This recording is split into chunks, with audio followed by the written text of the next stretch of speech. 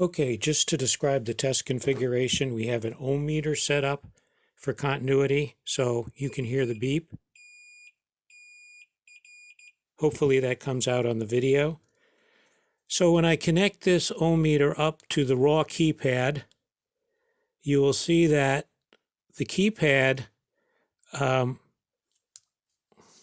when I press the key, and you can hear the click, hopefully, but you'll hear no beep. So I'm pressing down on the key, but if I press down on the key hard, you will hear the beep. So pressing down on the key like you would normally do, there's no continuity. This is probably the worst keypad.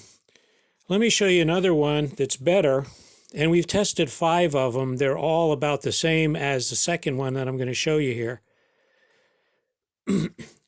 So this one, you sometimes get it when you press the key, you sometimes get a beep. There, I didn't get a beep. There, I did. Did get a beep there. Didn't get one there. So you can see it's kind of intermittent. And that's the status of where we are with the keypads right now.